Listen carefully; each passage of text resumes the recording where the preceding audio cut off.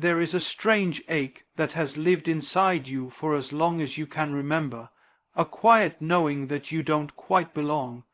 Even in the midst of crowds, among family and friends, there's always been a subtle sense of distance, as if your spirit is from another place altogether. This feeling isn't depression, nor is it social discomfort. It's a spiritual detachment, a disconnection not from people, but from the system of the world itself. The things that excite others fail to stir you. The rhythm of the world feels out of sync with your soul. It's as if your heart was calibrated for a different reality. From a young age, you noticed you couldn't blend in, no matter how hard you tried. You saw the world differently. While others chased trends, you searched for truth. While they conformed to expectations, you asked deeper questions. You were told you were too intense, too emotional, too serious. But what others saw as flaws were actually signs of your true identity. You weren't designed to fit into this broken world because you were chosen to heal and challenge it. The system never felt safe because your spirit was never created to be a slave to it. This disconnection often leads to seasons of solitude, not because you hate people, but because you are spiritually allergic to superficiality. You find it hard to engage in shallow conversations or entertain meaningless pursuits. Your soul craves substance. You are drawn to silence, nature, prayer, and deep encounters, because they remind you of your real home. The more you awaken to your spiritual identity, the more unbearable this world's chaos and noise becomes. That is not weakness. That is a divine sensitivity, God's fingerprint on your soul reminding you of where you truly came from. There are times you have questioned yourself, wondering if something was wrong with you. But the truth is, this disconnect is not a flaw, it's confirmation. It proves you are not of this world. Jesus said, if you were of the world, it would love you as its own, but because you are not of the world, therefore the world hates you. This tension is part of your calling. The system of the world resists anything that carries divine light. Your discomfort is not failure. It is sacred. It is proof that your spirit still remembers a realm untouched by sin and corruption. You are not antisocial. You are spiritually homesick. What you feel is not isolation. It is alignment. Your inner being is aligned with heavenly realities, not earthly distractions. So when the noise of culture grows louder, your soul withdraws. You aren't running from people. You are running toward purpose. You crave the eternal in a world addicted to the temporary. You hunger for righteousness in a land drunk on rebellion. Your very existence disrupts the sleep of this world because your spirit is awake. This feeling of not belonging intensifies during times of global chaos and moral confusion. You feel pain that isn't yours. You weep over injustice you didn't witness. You carry burdens for people you've never met. Why? Because your spirit is tuned into the frequency of heaven. You're not just seeing with your eyes. You're seeing with your assignment. You are here to intercede, to perceive, to shift atmospheres, not just survive. This disconnection isn't rejection. It's direction. It's guiding you back to the voice that sent you here. Over time, you'll begin to see this disconnection not as a curse, but a calling. The more the world pushes against you, the more you will press into God. The more foreign this land feels, the more your spirit will long for the kingdom, and in that longing, God will meet you. He will use your difference to become your distinction. The very thing that made you feel like an outcast will become your weapon. You weren't called to blend, you were called to blaze, and isolation will become preparation. So if you feel deeply disconnected from the world, take heart. You are not lost. You are hidden, hidden for a time, preserved for a mission. You are not broken. You are marked. That ache in your soul is not confusion. It is your compass. It is pointing you home. Keep walking in that holy disconnection. It means heaven still has your heart. From a young age, you were never content with surface-level answers. While your peers played without worry, your mind was often flooded with questions about life, death, justice, eternity, and purpose. You processed situations with a depth that surprised even adults. You didn't just listen, you discerned. You didn't just observe, you understood. It wasn't knowledge you acquired from books or teachers. It was as though something eternal had been etched into your soul long before you arrived here. This wisdom beyond your years is not the result of superior intellect, but the residue of a higher origin. You spoke truths you didn't fully comprehend at the time, yet somehow they were accurate. As you grew older, you found those same words repeating back to you as prophetic guidance. People would come to you for advice, older people, sometimes even leaders, because they could feel something divine in your words. You were just a child, yet carried the authority of one who had been to the mountain of God. This has followed you into adulthood. You open your mouth and truth flows, not rehearsed but revealed, not memorized but manifested. This kind of wisdom does not come from earthly systems. It comes from the Spirit. Scripture says the Spirit searches all things, even the deep things of God. When you were chosen, the deep things were planted within you. That is why you can see through manipulation, detect deception, and interpret the signs of the times without needing anyone to explain them to you. You don't just think, you know, and that knowing is what sets you apart. It often causes tension because the world prefers people who are predictable. But wisdom doesn't conform. It confronts. Many times your wisdom has isolated you. People have mistaken it for arrogance or rebellion. You've been told you're too much, too intense, or trying to act grown, but they don't realize that you've been carrying things meant for later seasons since your youth. God does not wait until man approves to pour out his mysteries.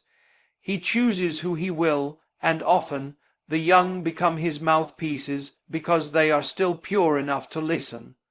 This early wisdom is not a burden, it is a signal. It means you are being prepared ahead of time for a battle most haven't even seen coming. It's not just in conversation where your wisdom shows. It's also in how you make decisions. While others leap without looking, you pause and seek the unseen. You sense timing in a way others miss. You decline offers that seem golden on the outside because your spirit detects the rust hidden within. This discernment is not random, it's protective. It's a gift from the Spirit to preserve your path, because the calling on your life cannot afford unnecessary detours. You may not always know why you're saying no, but your spirit does, because it remembers what your mind has yet to catch up with. Wisdom beyond your years also brings spiritual sight. You are able to read people without them speaking. You know when someone is not being honest, when their smile is covering pain, or when they're hiding spiritual darkness. You are not judging, you are perceiving. This insight is often heavy to carry because people are unaware you see them so clearly. But this seeing is not for pride, it is for purpose. It is so you can intercede, help, warn, and guide. You are not just wise for yourself. You carry wisdom to serve the kingdom and shift the atmosphere wherever you go. There's a sacred loneliness that comes with being wise before your time. You may feel like there's no one to relate to, no mentor who truly sees you. You sit in rooms where your spirit is older than the teacher, but take heart, this is not a punishment, this is your wilderness. God is training you in silence before he reveals you in strength. The wisdom that seems to isolate you now will one day become a lifeline for others. They will come not because of charisma, but because of clarity. You will be a beacon when others are drowning in confusion. Never suppress this wisdom. Never dumb yourself down to make others comfortable.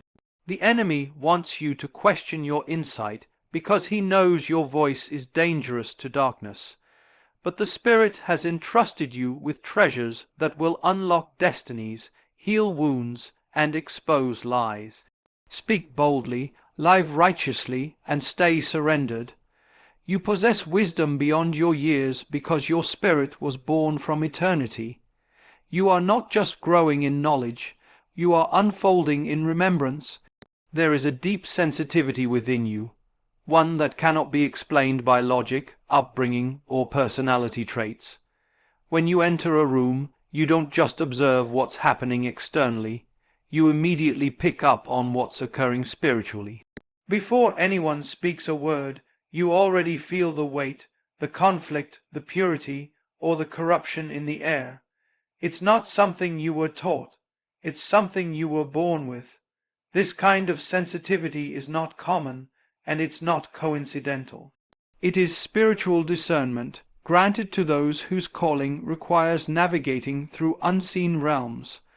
While others may walk into a place and feel fine, you walk in and feel heaviness, unrest, or strange agitation. Sometimes it feels like your mood shifts for no reason, but deep down you know it's not your emotion, it's what's in the room. You are sensing the residue of spiritual forces. Sometimes it's a darkness trying to hide behind smiles. Sometimes it's demonic oppression disguised as normalcy, and other times it's angelic presence and peace that fills the air, and your spirit rejoices before your mind even catches up. You've likely felt this in places like hospitals, schools, churches, homes, or even in random conversations. You don't just hear what someone says, you feel what's going on behind their words. You notice when someone's light is dimming, when someone's spirit is burdened, or when they are carrying something they haven't confessed. This gift isn't about judgment, it's about revelation. You see what others ignore, feel what others block out, and sense movements in the spirit realm that many are completely unaware of. This sensitivity can be overwhelming at times. Crowds drain you. Loud, chaotic environments confuse your inner peace. You may find yourself needing solitude more than most, not because you dislike people, but because your spiritual antenna is constantly picking up signals. And when the signals are full of distortion, noise, or oppression, your soul cries out for stillness and cleansing. This is why you feel peace in nature, in quiet prayer, or in worship. Those are your places of reset, where heaven's frequency drowns out the static of the world. You might have even questioned your mental or emotional health at times, wondering why you cry out of nowhere, feel anxiety without a trigger, or feel joy when nothing around you explains it. But what you're experiencing isn't just emotion, it's discernment. It is your spirit interacting with the environment. God has given you this gift so that you can be His alert system, His watchman, His early warning signal in a spiritually asleep generation. What others overlook, you are appointed to address in prayer, worship, and spiritual authority. This sensitivity doesn't just help you perceive danger or darkness. It also helps you protect what is holy. You can feel when a moment is sacred, when a conversation is divinely timed, or when a space has been set apart for God's presence. You've likely sat in a room and felt the atmosphere shift during worship or prayer. Something deep within you stirs, and you know He is here. This recognition is not common, it's spiritual sensitivity. It's the awareness of God's nearness when others are still focused on natural distractions. Over time, you'll come to understand that this sensitivity is part of your calling to shift atmospheres, not just sense them. God did not give you the ability to discern so you could hide. He gave it so you could intervene. When you feel heaviness, you are called to break it. When you sense oppression, you are called to release light. When you enter chaos, your very presence is meant to introduce divine order. You are not a thermometer reacting to the atmosphere. You are a thermostat called to change it. So don't suppress this sensitivity. Don't let others shame you for being too emotional, too intense, or too serious. What they label as weakness is actually watchfulness. You are not fragile. You are finely tuned. And the more you grow in spiritual maturity, the more you'll learn to steward this gift without becoming overwhelmed by it. You are a spiritual sensor in a sleeping world. You feel what others don't, so you can do what others won't. Stay rooted in prayer, remain anchored in the Word, and let your sensitivity become a supernatural weapon for God's glory. From the earliest moments of your life, your nights have not always been restful. They've often been revelatory. While others sleep in silence, your sleep becomes a stage for divine communication. Dreams come to you in layers, sometimes symbolic, sometimes vivid, sometimes gentle, and other times terrifyingly clear. You wake up not merely remembering fragments, but with the full weight of meaning pressing on your spirit. These dreams are not random.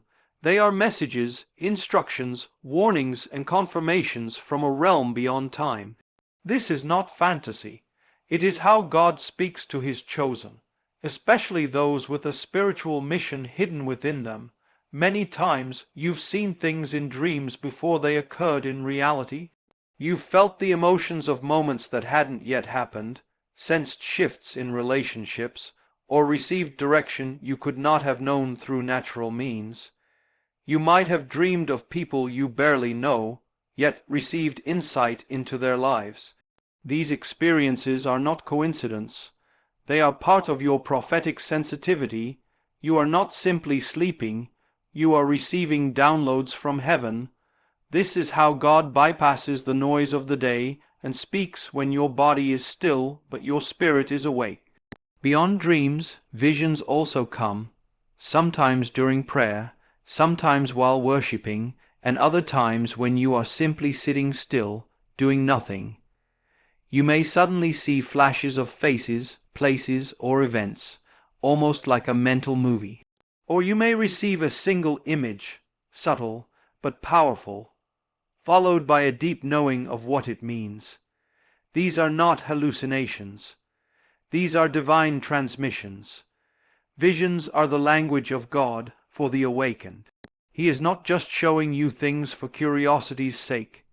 He is trusting you with spiritual intelligence so you can intercede, act, or warn others. And then there are the still moments, the silent ones, when no dream or vision appears, yet the atmosphere feels heavy with divine presence. In those moments you hear something louder than words, a knowing. You may be washing dishes, driving, or sitting in quiet, when suddenly your spirit receives instruction. It's not audible, but it's undeniable. You were thinking one thing, and suddenly you know what God wants you to do. This is the Spirit's whisper. These moments aren't random. They are divine appointments, tailored specifically for those who have ears to hear. You've likely struggled with wondering if you're imagining it all. You've told yourself, maybe I'm just overthinking. But then, the very thing you dreamed about happens, or the person you prayed for calls you unexpectedly, or the path God nudged you toward becomes the very break through you needed. The fruit confirms the source. God's voice always bears fruit in due season. What you must understand is this: God does not give dreams and visions to entertain you. He gives them to entrust you. You are being given spiritual intelligence because your obedience has eternal consequences. Often, the things you see are not just for you, they are for others. You carry words, dreams, and images that are meant to heal, protect, redirect, or warn those around you. You may even hesitate to speak them, fearing you'll be rejected or mocked. But understand this: obedience is more important than acceptance. If God gives you the word, He will also give you the moment to release it. Be faithful with what He shows you in secret, even when no one is watching. Those who carry revelation must also carry responsibility.